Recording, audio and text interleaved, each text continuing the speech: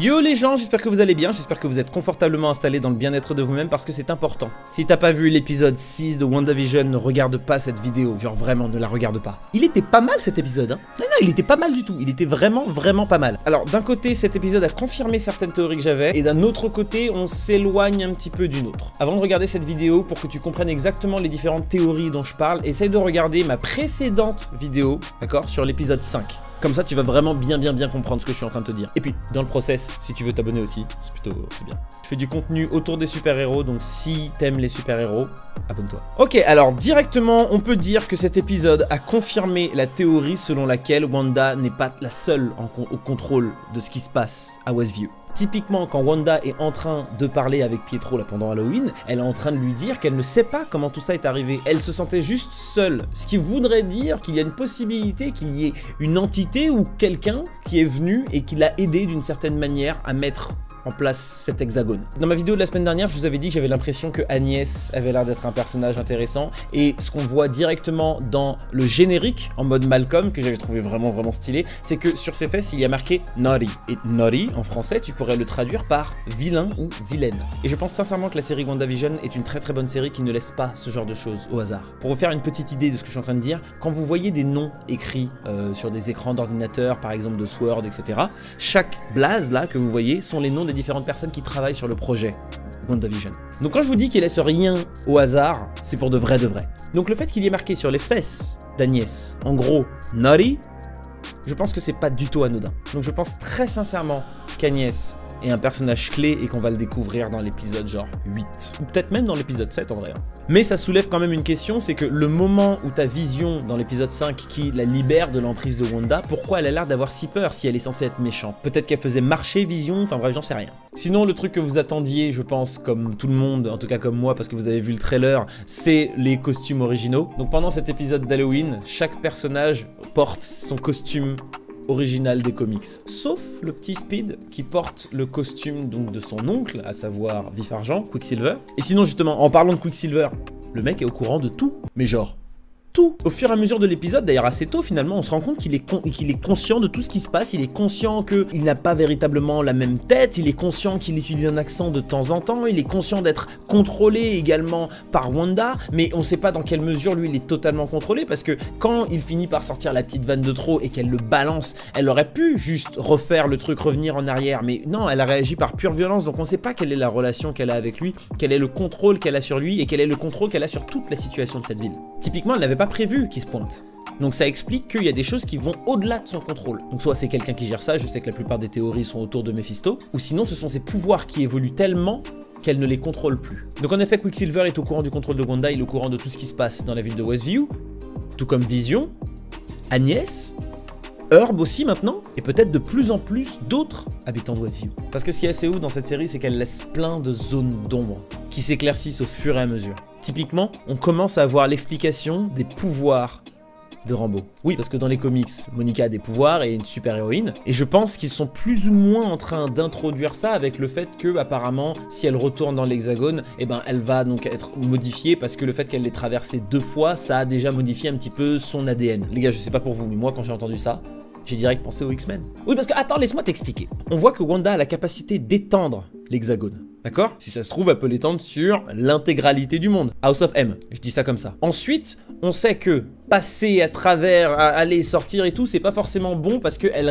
réécrit ton code génétique. Donc elle peut le modifier d'une certaine manière. Et c'est ce qui est en train d'arriver à Monica. Donc pourquoi pas, dans un dernier épisode, elle élargit beaucoup plus et ça touche plein de gens, ce qui pourrait apporter des mutants. Vous voyez ce que je veux dire ou pas? De toutes les façons, les mutants doivent venir dans le MCU. Enfin, doivent. Les mecs à Disney font ce qu'ils veulent. Mais en attendant, le rachat de la Fox, c'était pas pour rien. C'était pour récupérer les 4 Fantastiques et les X-Men. Je pense que ça pourrait être une bonne manière de les introduire. Et d'ailleurs, en parlant des 4 Fantastiques, je sais que je vois des rêves de partout, mais là, j'avais quand même l'impression que quand Monica, elle était en train de parler d'un ingénieur qui pourrait l'aider à construire une sorte de machine pour traverser l'hexagone, moi, j'ai un petit peu pensé à notre ami Mister Fantastique. Et je sais que je suis loin d'être le seul parce que c'était une des plus grosses théories qui était sortie justement au lendemain de la diffusion de l'épisode. Mais si ce n'est pas Mister Fantastique, le fameux ingénieur, pote de Rambeau, qu'est-ce que ça pourrait être? Et je sais qu'il y en a qui ont pensé à Blue Marvel, je serais relativement relativement ravi de le voir arriver, même si j'en doute. Et justement, en parlant de cet épisode, parmi les différentes théories qui ont été un petit peu confirmées, je pense que par rapport à ma vidéo de la semaine dernière, ça confirme le fait que Sword en a après le corps de Vision. On voit qu'il ne se concentre que sur Vision. Ils veulent récupérer son corps, ils n'étaient pas totalement choqués là de le voir sortir vivant,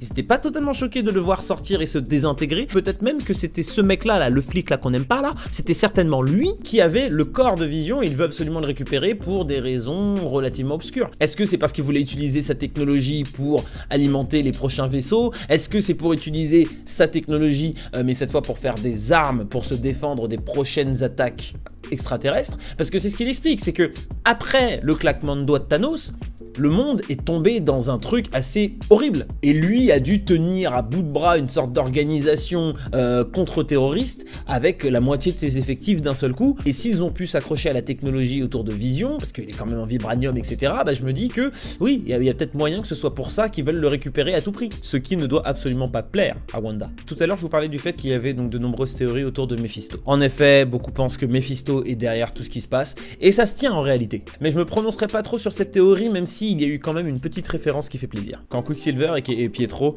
appellent les deux enfants de Wanda et Vision, ils les appellent Demon Spawn. Ce qui est une référence directement au fait que dans les comics, ces deux enfants sont créés grâce à une partie de l'âme de Mephisto. Donc en réalité, ce sont un petit peu des démons les gosses. Donc le fait qu'ils les appellent comme ça, c'est une petite référence à mon avis aux comics, ou peut-être encore une fois une fausse piste sur laquelle ils nous jettent pour que nous on soit là en train de faire nos théories, sauf qu'à la fin c'est pas du tout ça. Tout est possible. Parmi les autres petites rêves qui font kiffer, il y en a une qui franchement moi je sais pas pour vous mais moi elle m'a fait vraiment boum boum dans mon cœur, c'est quand il y a Wanda qui dit Kick-Ass. Et ce qui est assez drôle c'est que ce soit le Quicksilver version X-Men ou le Quicksilver version MCU, ces deux acteurs ont tous les deux joué dans le film Kick-Ass. Et ça c'est drôle. Par contre je dois reconnaître qu'on s'éloigne un petit peu de ma théorie sur le multivers. Parce qu'en gros ma théorie c'était que Quicksilver, version Evan Peters, donc version Fox, est Pietro, mais dans le multivers, et que justement le moment où Wanda était en train de penser à son frère, bah, qu'elle a réussi à aspirer une version de lui du multivers et qu'elle l'a fait genre popper directement à Oasis. C'est ce que moi j'avais en tête, mais j'ai l'impression qu'on s'en éloigne de plus en plus avec ce qui s'est passé dans l'épisode 6 et on le découvrira d'autant plus dans l'épisode 9. Du coup, il y a plusieurs petites interrogations.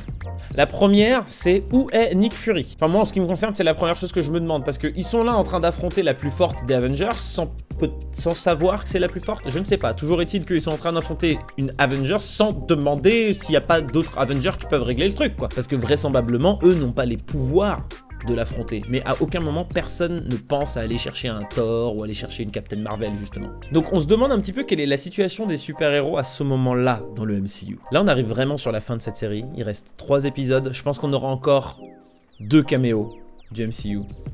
Et le plus gros pour moi ce sera Doctor Strange, parce que ce sera l'introduction à Doctor Strange 2, le film, and the Multiverse of Madness, parce que Scarlet Witch est censée être dedans. Et du coup peut-être que Doctor Strange va intervenir pour aider Wanda, qui se retrouve dans une situation voilà, un petit peu compliquée et qui la dépasse. Maintenant l'idée c'est de savoir, est-ce que Doctor Strange serait là pour affronter Wanda, ou est-ce qu'il serait là pour aider Wanda à affronter un grand méchant? Alors, Mephisto ou peut-être Nightmare. En tout cas voilà, c'est des petites idées comme ça parce que c'est vraiment une série qui nous laisse dans plusieurs interrogations. On sait pas vraiment dans quel mood on est, on sait pas véritablement comment on doit ressentir. Tout ce qu'on sait c'est que ça fonctionne. Ça match, les gars franchement bravo, ils ont réussi à faire quelque chose de super bien. Chaque épisode est réussi et je pense que d'ailleurs le prochain épisode ce sera le dernier où on sera vraiment dans les décennies, sitcom, etc.